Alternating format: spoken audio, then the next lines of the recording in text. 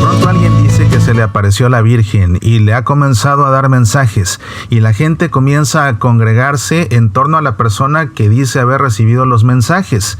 Y de pronto comienza a decir que tiene más apariciones y la gente se comienza a congregar en el lugar y en la hora en la que esta persona dice tener estas apariciones de la Virgen. Y de pronto la gente comienza a convertirse y va a confesarse y se acerca a la iglesia. O de pronto comienzan a distanciarse del Papa, a desobedecer a los obispos y a fundar una secta.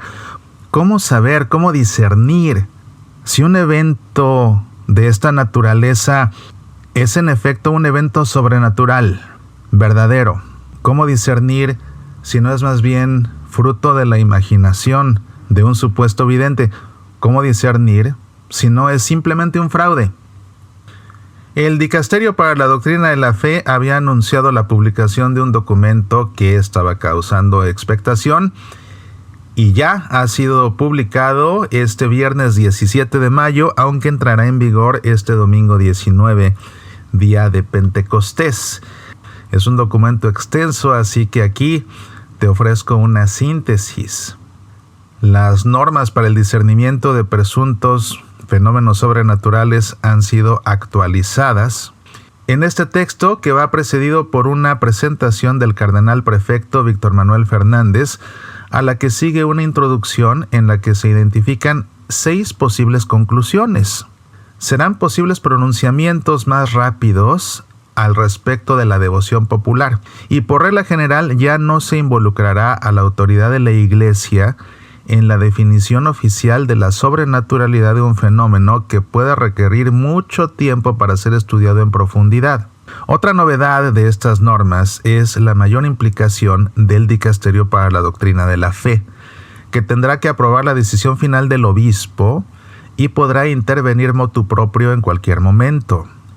En muchos de los casos de las últimas décadas en los que los obispos han expresado su opinión, la congregación o Dicasterio para la Doctrina de la Fe ha intervenido, pero casi siempre lo ha hecho entre bastidores, y se ha pedido que no se hiciera pública su intervención.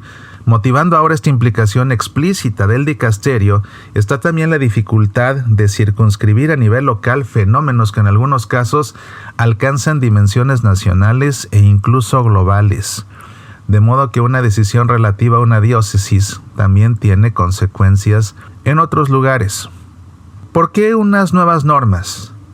En el origen de este documento está la larga experiencia del siglo pasado, con casos en los que el obispo local o los obispos de una región declararon muy rápidamente la sobrenaturalidad de un evento, y luego el Santo Oficio o Dicasterio para la Doctrina de la Fe se pronunció de forma distinta.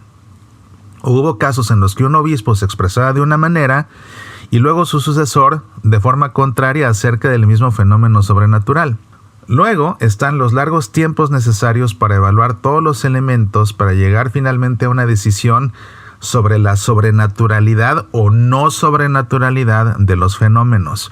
Tiempos que a veces contrastan con la urgencia de dar respuestas pastorales por el bien de los fieles.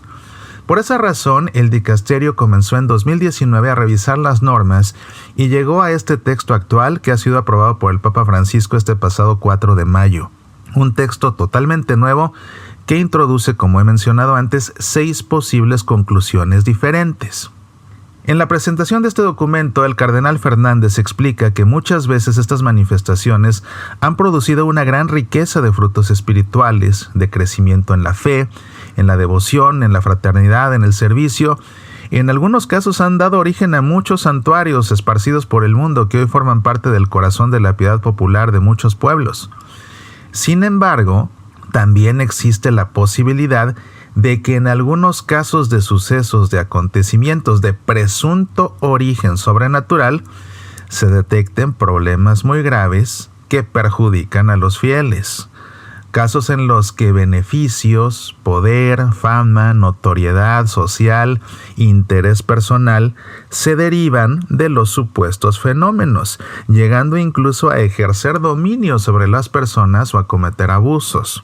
Puede además haber errores doctrinales o reduccionismos indebidos en la propuesta del mensaje del Evangelio o la propagación de un espíritu sectario, así como existe la posibilidad de que los fieles se vean arrastrados detrás de un acontecimiento atribuido a una iniciativa divina, pero que no es más que el fruto de la fantasía de alguien, de su deseo de novedad, de su mitomanía o de su tendencia a la falsedad. Esto me recuerda tanto, por ejemplo, aquellas supuestas apariciones de la Virgen en Peñablanca, en Chile, allá en la década de 1980, y otras más que han acabado realmente en tragedias para muchos fieles que se las creyeron.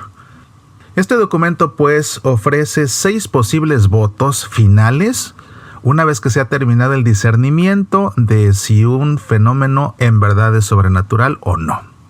Estos son el nihil obstat, el preoculis habeatur, el curatur, el submandato, el prohibetur et obstruatur y la declaratio de non supernaturalitate. Vamos a ver cada uno, muy simple, en esta síntesis. La resolución de nihil obstat, es decir, que no se expresa ninguna certeza sobre la autenticidad sobrenatural, pero se reconocen signos de una acción del Espíritu. Se anima al obispo a evaluar el valor pastoral y a promover la difusión del fenómeno, incluidas las peregrinaciones.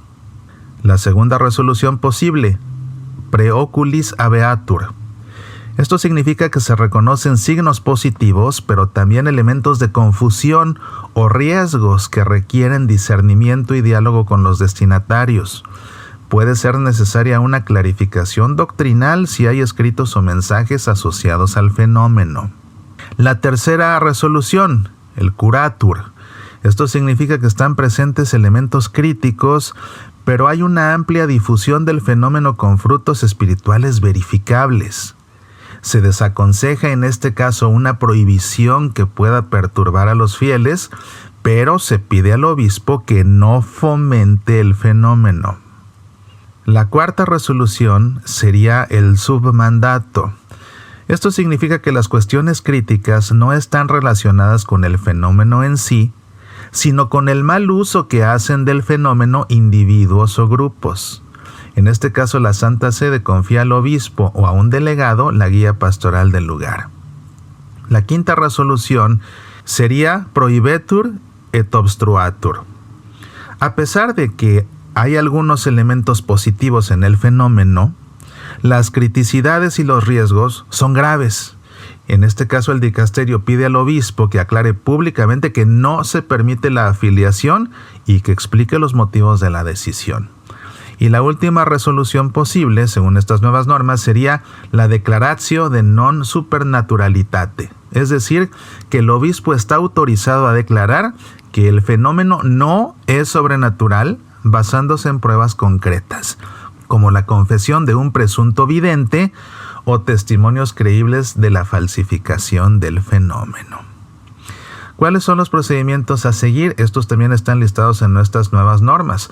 Corresponde al obispo examinar el caso y someterlo a la aprobación del dicasterio para la doctrina de la fe.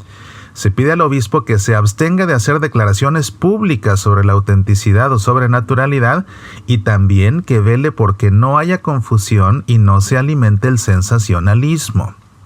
En caso de que los elementos reunidos parezcan suficientes, el obispo constituirá una comisión de investigación, contando entre sus miembros al menos con un teólogo, con un canonista y con un perito elegido en función de la naturaleza del fenómeno.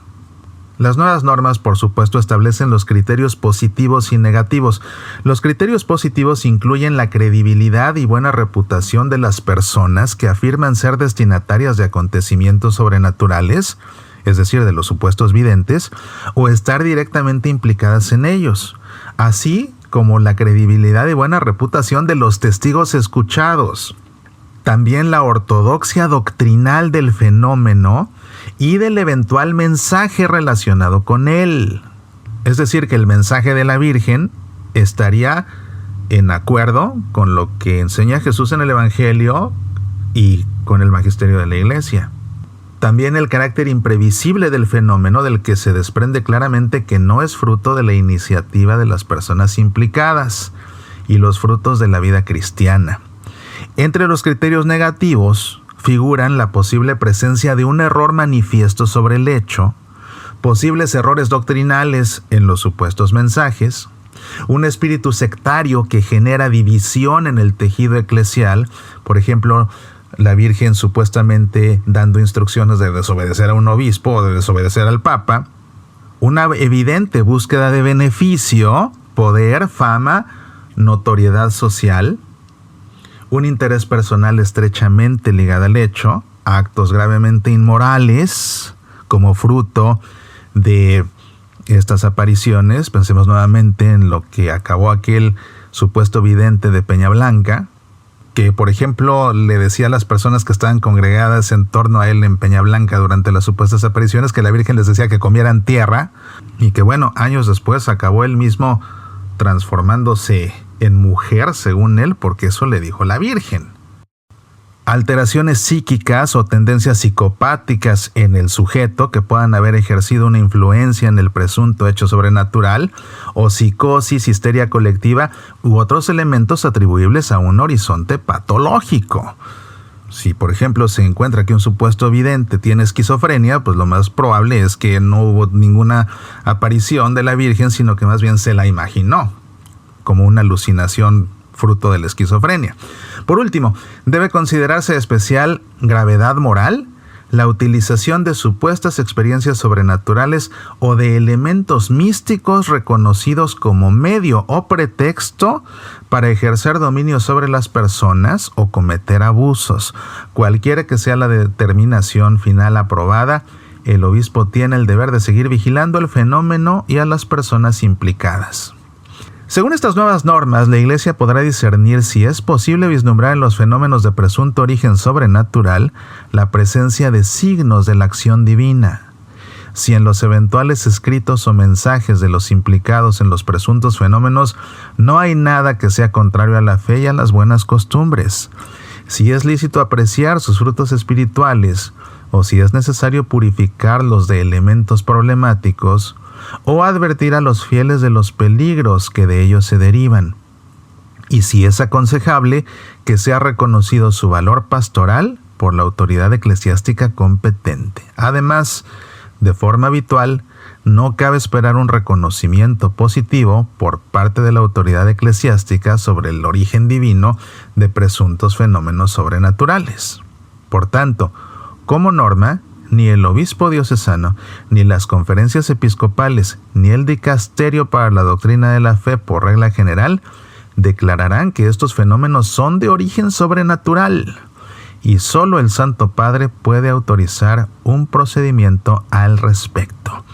Esto es solo una síntesis de este extenso documento emitido por el Dicasterio para la Doctrina de la Fe. Puedes leer estas nuevas normas por completo en la página del Vaticano. Ve a la sección de la Curia Romana, entra a la sección del Dicasterio para la Doctrina de la Fe, entra a su sección de documentos y ahí lo podrás leer completo.